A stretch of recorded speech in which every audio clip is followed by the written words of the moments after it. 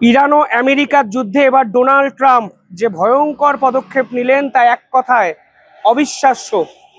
তিনি আজকে টুইট করে জানালেন তিনি ইরানের খর্গ আইল্যান্ডের উপর বিধ্বংসী একটি হামলা করেছেন এবং এই খর্গ আইল্যান্ড এর জিওগ্রাফিক্যাল ভ্যালু এবং ইকোনমিক্যাল সিগনিফিকেন্স যদি আপনারা বোঝেন তাহলে দেখবেন আমেরিকা আসলে ঠিক কত বড় আগুন নিয়ে খেলার চেষ্টা করছেন এবং এই ইনফ্রাস্ট্রাকচারে অ্যাটাক করার ফলে সরাসরি চায়নার মতো রাষ্ট্র কিন্তু এই ইরান ও আমেরিকার যুদ্ধে ঢুকে পড়ার মতো পরিস্থিতি তৈরি হলো। খর্গ আইল্যান্ড কি? দেখুন, এই খর্গ আইল্যান্ড হলো পার্সিয়ান গালফের কাছে অবস্থিত একটি ছোট্ট দ্বীপ এবং স্ট্রেট অফ হরমুজ, যা কিন্তু যে প্রণালী দিয়ে ইরান কার্যত গোটা বিশ্বের তেল সাপ্লাইকে বন্ধ করে রেখেছে, সেই স্ট্রেট অফ হরমুজ থেকে কিছুটা দূরে অবস্থিত এই খর্গ আইল্যান্ড। যদি জিওগ্রাফিক্যাল ভ্যালু দেখেন, এই খর্গ আইল্যান্ডের জিওগ্রাফিক্যাল ভ্যালু মারাত্মক। ইরানের সাধারণ মানুষ এই খর্গ আইল্যান্ডে ঢুকতে পারে না এবং খর্গ আইল্যান্ডকে কেন্দ্র করেই ইরানের তেল গোটা বিশ্বে ছড়িয়ে পড়ে। স্পেসিফিক্যালি যদি আমি বলি, ইরানের তেল চায়না অবধি পৌঁছায় খর্গ আইল্যান্ডকে কাজে লাগিয়ে, যেই খর্গ আইল্যান্ডে এবার বিধ্বংসী হামলা চালানো হয়েছে ডোনাল্ড ট্রাম্পের পক্ষ থেকে। ডোনাল্ড ট্রাম্প টুইট করে জানিয়েছেন শুধুমাত্র মিলিটারি ইনফ্রাস্ট্রাকচারের উপরে আমেরিকা আক্রমণ করেছে, কোনো অয়েল এক্সপোর্ট বা ইম্পোর্টের উপর কোনো রকম প্রভাব আমেরিকা ফেলতে চায়নি। কিন্তু খর্গ আইল্যান্ড এমন একটি জায়গা যেখানে আক্রমণ করা মানেই অয়েল ফেসিলিটি লন্ডভন্ড হয়ে যাওয়া, তা আমেরিকা জানে। জিওগ্রাফিক্যাল ভ্যালু কি? এই খর্গ আইল্যান্ডের যদি আপনারা টোটাল এরিয়াটা দেখেন তাহলে দেখবেন ছোট্ট একটি জায়গা, 20 থেকে 22 বর্গ কিলোমিটারের।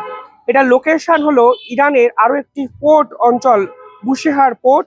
সেই বুশেহার পোর্ট থেকে মাত্র 55 কিলোমিটার দূরে এবং এটি যে মেন ইরানের ল্যান্ড আছে তা থেকে মাত্র 28 কিলোমিটার দূরে। অর্থাৎ দেশের বাইরে ছোট্ট একটি দ্বীপ, যে দ্বীপটিকে কেন্দ্র করে ইরানের অর্থনীতি কার্যত চলাফেরা করে, সেই দ্বীপই এখন লণ্ডভণ্ড হয়ে গেল ডোনাল্ড ট্রাম্পদের আক্রমণের। এই পার্টিকুলার জায়গায় বাসিন্দা 8,000। এই 8,000 বাসিন্দা কারা জানেন? এই অঞ্চলে যে সকল মিলিটারি ডিপ্লয় করা আছে সেই মিলিটারিরা এই অঞ্চলে থাকেন। অয়েল ফেসিলিটির সঙ্গে যারা জড়িত আছেন তারা এই অঞ্চলে থাকেন এবং সরকারের কিছু প্রধান এই অঞ্চলে থাকেন। অর্থাৎ সাধারণ মানুষের কিন্তু এই অঞ্চলে থাকার কোনো অধিকার নেই এবং একে বলা হচ্ছে one of the most important oil export terminal in the world. অর্থাৎ শুধুমাত্র ইরান বা চায়নার জন্য নয়, গোটা বিশ্বের জন্য এই খর্গ আইল্যান্ড হলো অত্যন্ত নির্ভরযোগ্য একটি টার্মিনাল। ইম্পর্টেন্ট হলো ইরানে যত ক্রুড অয়েল গোটা দেশ বিদেশে তারা ছড়িয়ে দেয়, তার 90% কিন্তু এই খর্গ আইল্যান্ড থেকে কন্ট্রোল হয়। 950 মিলিয়ন ব্যারেল তেল বাৎসরিক এই খর্গ আইল্যান্ড গোটা বিশ্বকে প্রডিউস করে এবং এটাকে বলা হচ্ছে the beating heart of ইরানস oil empire. এবং বুঝতেই পারছেন, ইরানের তেল সাম্রাজ্যের প্রধান আঁতুড়ঘর, নিউক্লিয়াস হার্ট। অর্থাৎ এই খর্গ আইল্যান্ডকে লণ্ডভণ্ড করে দেওয়া মানে ইরান এতদিন যেভাবে মিলিটারি আগ্রাসন দেখিয়ে দ্বীপ দ্বীপ করে জ্বলছিল, সেই হার্টবিটের উপর সরাসরি আঘাত। শুধু তাই নয়, এই খর্গ আইল্যান্ড কারা কন্ট্রোল করে?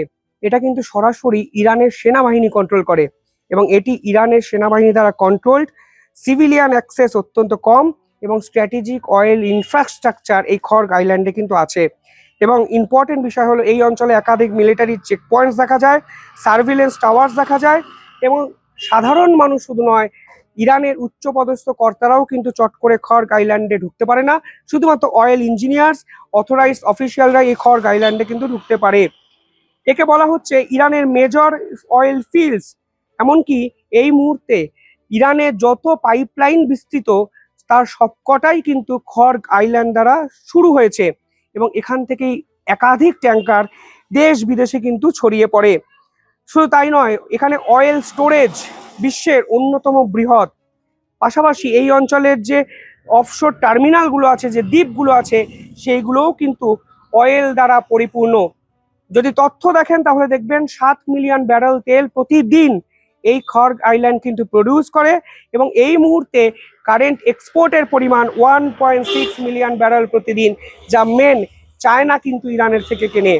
এবং শুধু তাই নয়, চীনের পাশাপাশি ইন্ডিয়া, মেসোপটেমিয়া, আরব, অতীতেও এই খর্গ আইল্যান্ড কিন্তু এই সকল রাষ্ট্রগুলোকে তেল সাপ্লাই করে গেছে। অর্থাৎ এর একটা ঐতিহাসিক ভ্যালু আছে। বিংশ শতকের আগে এই খড়গ আইল্যান্ড তেলের সাম্রাজ্যে পরিণত কিন্তু হয়নি। 1950 থেকে 1960 এই প্রথমবারের জন্য খড়গ আইল্যান্ডে অয়েল ফেসিলিটি তৈরি হয়েছিল। পরবর্তীকালে আমেরিকার কোম্পানি আরামকো এখানে টার্মিনালকে ডেভেলপ করে এবং 1970-এর পরবর্তীকালে এটা গোটা বিশ্বের কাছে এক অয়েল টার্মিনাল হিসাবে এস্টাবলিশ হয়। এই মুহূর্তে 1.5 average million barrel per day গোটা বিশ্বের কাছে পৌঁছে যায় তেল। এবং এই খড়গ আইল্যান্ডকে আক্রমণের ফলে আজকে বিশ্ববাজারে তেলের দাম যে কোনো মুহূর্তে ব্যারেল প্রতি $150 গিয়ে পৌঁছবে। এবং সরাসরি চায়নার দিকে কিন্তু চ্যালেঞ্জ দিয়ে ছুড়েছিলেন ডোনাল্ড ট্রাম্প। শুধু চায়না নয়, ভারত সরাসরি এফেক্টেড হবে এবং ভারতের মতো একাধিক রাষ্ট্র যারা ইরানের সঙ্গে বিভিন্ন ধরনের চুক্তিতে নিমজ্জিত বা সংঘবদ্ধ, তারাও কিন্তু কিছুটা হলেও বিপদে পড়বে। এই মুহূর্তে ক্রুশিয়াল প্রশ্ন দুটো, রাশিয়া কি করবে? কারণ অয়েল ফেসিলিটি যেভাবে চূর্ণ বিচূর্ণ ইরানের হয়ে গেল, এইখান থেকে ইরানের ফিরে আসার জন্য রাশিয়ার ইকোনমিক্যাল ব্যাকআপ প্রয়োজন, চায়নার মিলিটারি সাপোর্ট প্রয়োজন এবং ভারতের ডিপ্লোম্যাটিক সাপোর্ট প্রয়োজন। যদি রাশিয়া, চায়না এবং ভারত একযোগে এই অবস্থায় ইরানের পাশে থাকে, তাহলে নিঃসন্দেহে ইরান এই ধাক্কাকে মোকাবিলা করতে পারবে। না হলে আমেরিকা কিন্তু আজকে যে কাণ্ড ঘটিয়ে দিয়েছে, বিশ্বযুদ্ধের সম্ভাবনা কিন্তু গোটা বিশ্বের সামনে তৈরি করলো, তা কিন্তু দ্বিধাহীন ভাষায় আজকে কিন্তু পরিষ্কার বোঝা যাচ্ছে। অসংখ্য আপডেট আসবে, আপডেটেড ভিডিও নিয়ে আসবো আমাদের চ্যানেলে। দেখতে থাকুন দ্য ইন্ডিপেন্ডেন্ট বেঙ্গল। ধন্যবাদ।